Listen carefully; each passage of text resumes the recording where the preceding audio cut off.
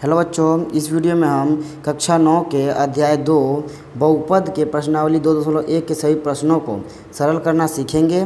तो वीडियो को पूरा अंत तक ध्यानपूर्वक देखें, ठीक है। आइए देखा जाए पहले प्रश्न को।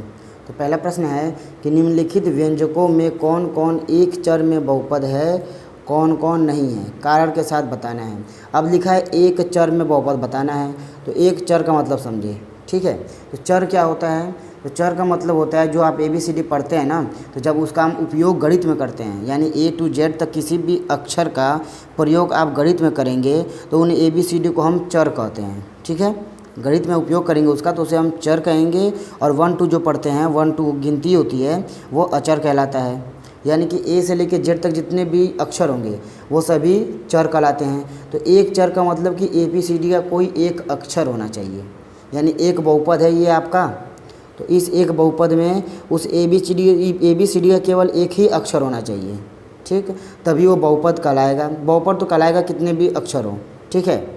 अब उसको तभी वो एक चर में बहुपद कहलाएगा, ठीक। तो यहाँ देखिए x का प्रयोग किया है, यानी एक चर है, x है इसमें तो चर है, और एक x और यहाँ भी x ही है और कोई भी अक्षर इसमें नहीं है।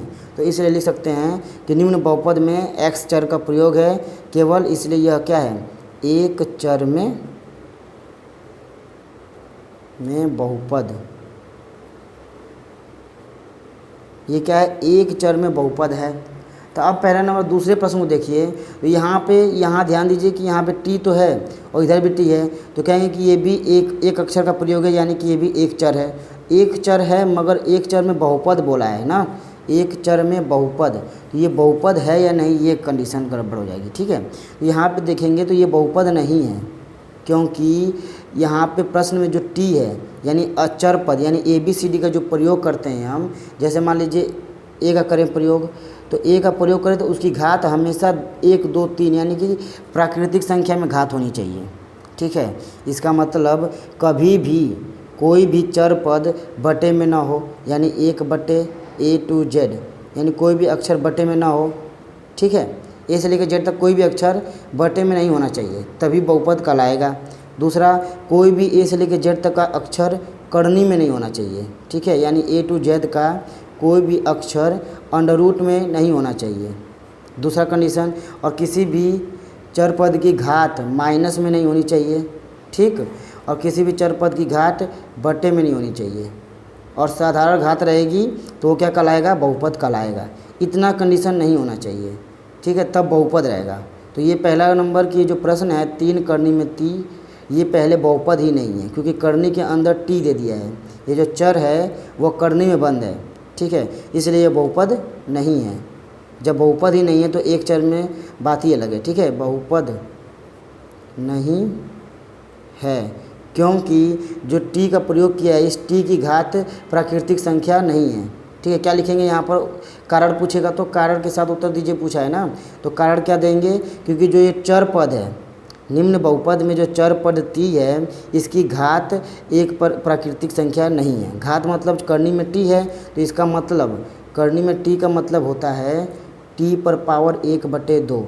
इस करनी को हम बटे में 2 लिख सकते हैं, 1/2 पावर घात, ठीक है।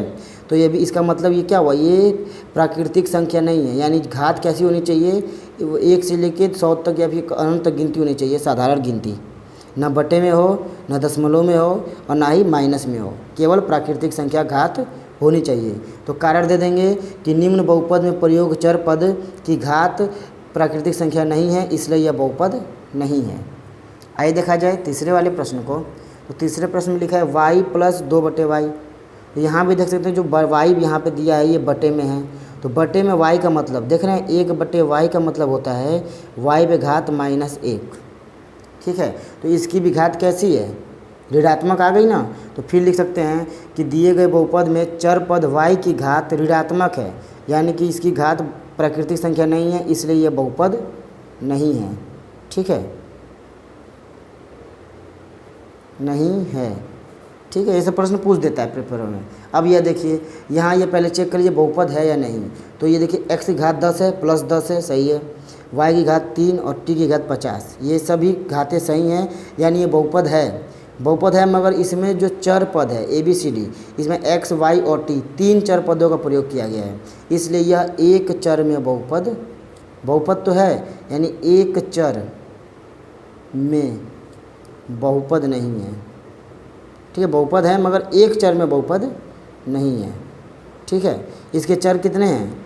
3 चर हैं, इसलिए यह 3 चर में बहुपद है। आइए देखा जाए अब दूसरे प्रश्न को।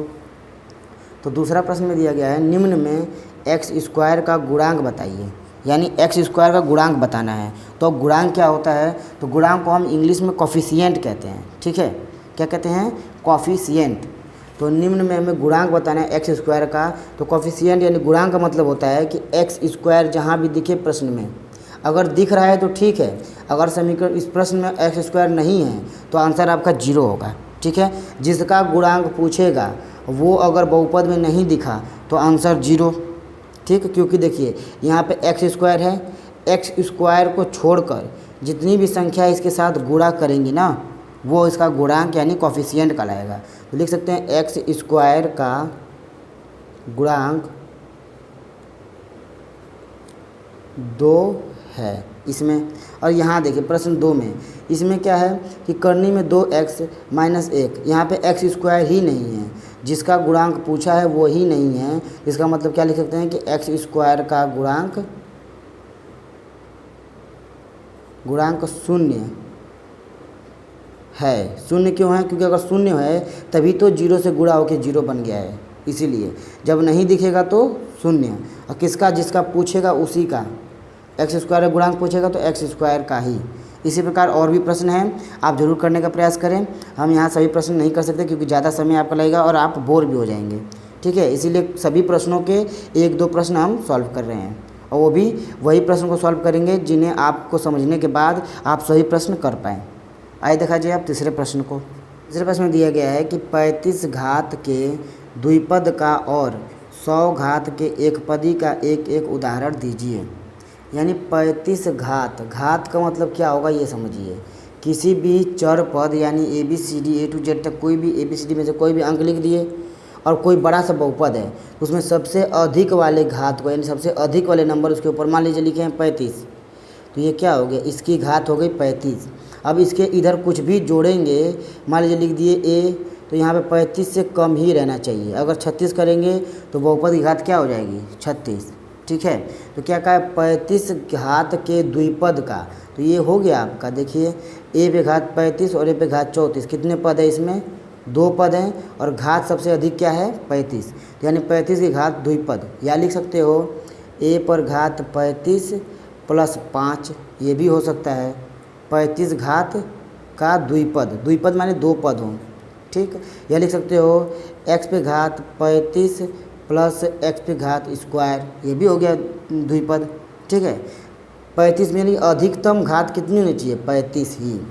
उसे दूसरा का देखते हैं, और 100 घात के एकपदी का उदाहरण, सिर्फ एक पदी का बोला है। ठीक है, तो घात कितनी होनी चाहिए? मान लीजिए x पे घात रख दिए 100, तो एक पदी ये है ही। ठीक है, एक पदी x पे घात 100, यही आंसर होगा। x पे घात 100, t पे घात 100, a पे घात 100, कुछ भी लिख देंगे, ये सब क्या है? एक पदी का उदाहरण है। किसके? 100 घात के एक पदी है, घात हो गई 100 और पद कितने हैं इसमें? 1। आइए देखा जाए अब अगले प्रश्न को। तो जो चौथा प्रश्न है इसमें दिया गया है कि निम्न बहुपदों की घात लिखिए। ठीक है, निम्न बहुपदों की घात, तो पहला जो बहुपद है इसमें देखिए x x x एक चर है, और इस चर में इसकी घात कुछ नहीं दिख रही, इसका मतलब 1 होता है। यहाँ पे घात 2 है और यहाँ पे घात 3 है, तो इसमें जो बहुपद होता है ना उसमें के सबसे अधिक वाले को ही यानी सबसे अधिक घात को ही घात कहते हैं। यानी सबसे जो अधिक घात है, सबसे ज़्यादा वाला है, वो खुद पूरे बहुपद की घात यही कहलाएगा। ठीक है, यानी यहाँ पे 1 भी है, 2 भी है, 3 भी है, तो इन 1-2 से नहीं मतलब है, सबसे अधिक वाला 3 से मतलब है। यानी कि इसको लिख सकते हैं कि बहुपद की घात क्या कहलाएगा? 3 है, कि बहुपद की घात 3 है। इसमें क्या है?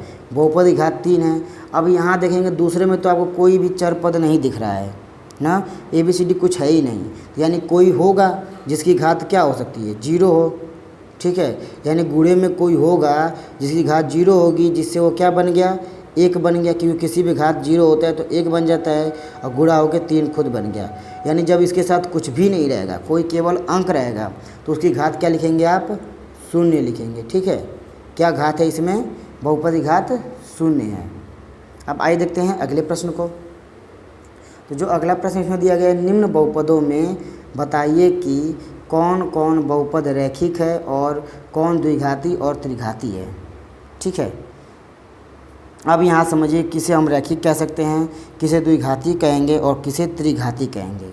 तो बहुपद पढ़ेंगे, जैसे यहाँ देखिए अभी पिछला बहुपद हमने देखा, ये बहुपद की घात क्या थी? 3, यानी सबसे अधिकतम घात 3 थी, तो इसे आप त्रिघातीय बहुपद कह सकते हैं। इसमें 2 भी है, मगर इसे हम त्रिघातीय बहुपद ही कहेंगे।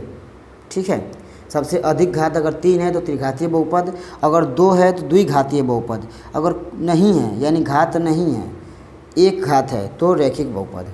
ठीक है, जैसे यहाँ देखिए इस प्रश्न में कितने घात है? अधिकतम 2 है ना, तो इसे कह सकेंगे ये जो है हमारा ये है द्विघातीय बहुपद।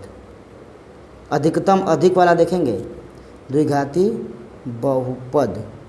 ठीक, अब यहाँ देखिए x माइनस एक्स क्यूब, यानी इसकी घात तो 1 है मगर यहाँ पे 3 है, तो इसकी ये कितना हो गया आपका? ये सबसे अधिकतम घात 3 है, इसलिए त्रिघाती बहुपद, घाती बहुपद। अब यहाँ देखिए इसमें 1 प्लस x, ये बहुपद है। बहुपद मतलब 1 से अधिक पद होने चाहिए। जैसे आपने यहाँ देखा कि यहाँ पे 3 है और कोई और पद नहीं है, तो यहाँ पे घात हमने 0 लिखा, तो 0 घात होगा तो वो कोई बहुपद, किसी प्रकार बहुपद नहीं कहलाता है। ठीक है, बस वो संख्या कहलाएगी। जैसे यहाँ देखिए यहाँ पे घात कितनी है? 1 है। जब किसी बहुपद में घात 1 हो तो उसे ही हम क्या कहते हैं? रैखिक बहुपद कहते हैं। क्या कहते हैं? रैखिक बहुपद। 1 घात वाले को रैखिक बहुपद, 2 घात वाले को द्विघाती बहुपद और 3 घात वाले को त्रिघाती बहुपद। ये क्या हो गया आपका? रैखिक बहुपद। ठीक है, इसी प्रकार आप अन्य प्रश्नों को भी जरूर सरल करें, और अगर कोई प्रश्न आपको ना आए तो लेसन का नाम और एक्सरसाइज का नाम और प्रश्न नंबर लिखकर कमेंट जरूर करें। आपके उस प्रश्न को हम जरूर सरल करेंगे। अगर वीडियो पसंद आया हो तो लाइक करें, और इसी प्रकार की वीडियो डेली देखने के लिए चैनल को सब्सक्राइब कर लें। अब मिलते हैं अगले वीडियो में। जय हिंद।